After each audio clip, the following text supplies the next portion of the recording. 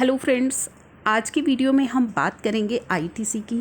दोस्तों, आज हम जानेंगे आईटीसी क्लेम एंड मिसमैच को हम जीएसटीआर 9 में किस तरीके से ठीक कर सकते हैं और कौन सी टेबल में जा कर के हमें इसे ठीक करना है। तो चलिए स्टार्ट करते हैं वीडियो को। उससे पहले चैनल को सब्सक्राइब ज़रूर कर लीजिएगा ताकि सभी इंपॉर्टेंट अपडेट्स आपको मिलते रहें। चलते हैं जीएसटी पोर्टल पर और ओपन करते हैं अपनी जीएसटीआर 9। ये मैंने ओपन कर ली है जीएसटीआर 9। तो दोस्तों, यहाँ पे हम एक केस लेकर के चलते हैं कि मान लीजिए फाइनेंशियल ईयर 18-19 की 3B में आप कोई आईटीसी क्लेम करना भूल गए हैं और उस आईटीसी को आपने नेक्स्ट फाइनेंशियल ईयर में क्लेम कर लिया है, यानी कि 19-20 में आपने उस आईटीसी को क्लेम कर लिया है। आप सभी को पता है कि फाइनेंशियल ईयर जो है, अगर मैं 18-19 की बात करूँ तो उसका आईटीसी कब तक क्लेम कर सकते हैं, जब वो फाइनेंशियल ईयर एंड हो रहा है, उसके बाद आने वाले सितंबर मंथ की 3B तक हम क्लेम कर सकते हैं। तो यही केस अगर हम लेकर के चलें तो जीएसटीआर 9 में इसकी क्या ट्रीटमेंट होगी। फाइनेंशियल ईयर 18-19 में हम आईटीसी क्लेम करना भूल गए, उसको हमने 19-20 में क्लेम कर लिया। तो पहले हम चलते हैं टेबल नंबर 6 पर। तो दोस्तों, अगर फाइनेंशियल ईयर 18-19 में हम आईटीसी क्लेम करना ही भूल गए हैं तो टेबल नंबर 6 में हमें वो दिखाई नहीं देगा, क्योंकि हमने तो अपनी 18-19 की 3B में उसे क्लेम ही नहीं किया। टेबल नंबर 6 में वो आईटीसी आपको दिखाई देगा जो आपने 18-19 के अंदर क्लेम किया है। तो टेबल नंबर 6 में इसकी कोई भी ट्रीटमेंट नहीं होगी।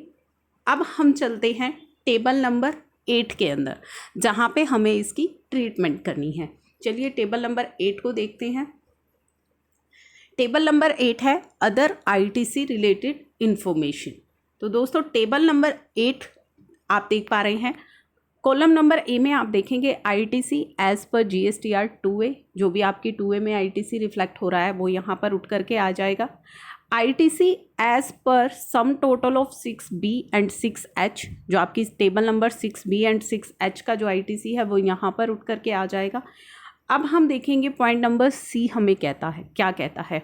फॉर फाइनेंशियल ईयर 17-18, यानी कि 17-18 का कोई ITC on inward supply other than import and ITC on reverse charge but includes service received from SEZ received during 17-18 but availed during April 18 to March 19। तो फाइनेंशियल ईयर 17-18 का कोई ITC जो कि आपने 17-18 में अवेल नहीं किया, आपने अवेल किया है अप्रैल 18 से लेकर मार्च 19 तक, वो आप यहाँ पर दिखाएंगे। उसी के साथ साथ फाइनेंशियल ईयर 18-19, जो केस अभी हम डिस्कस कर रहे थे कि 18-19 में हमने आईटीसी लेना भूल गए 3B में और हमने जो है 19-20 में उसको ले लिया। Financial year 18-19 ITC on inward supply other than import and ITC on reverse charge but include service received under SEZ received during 18-19 but availed during April 19 to September 19। तो फाइनेंशियल ईयर 17-18 का जो आईटीसी है वो हमने अप्रैल 19 से सितंबर 19 के बीच में अगर ले लिया है तो वो हमें फिगर यहाँ पर ला करके दिखानी है। तो समझ आ गया है। फर्स्ट ट्रीटमेंट तो हमारी होगी टेबल नंबर 8 के अंदर। 18-19 का आईटीसी हम क्लेम करना भूल गए, लेकिन हम कब तक उसे क्लेम कर सकते हैं, जो फाइनेंशियल ईयर एंड हो रहा है उसके बाद following the September following the financial year, उसके बाद आने वाली सितंबर की 3B की ड्यू डेट तक हम उसे क्लेम कर सकते हैं। तो जो आईटीसी हमने अप्रैल 19 से सितंबर 19 तक क्लेम कर लिया है वो फिगर्स हमको यहाँ पर ला करके दिखानी है टेबल नंबर 8 के अंदर। तो पहली तो हमारी इम्पॉर्टेंट ट्रीटमेंट ये हो गई कि हम उसे कहाँ पर दिखाएंगे।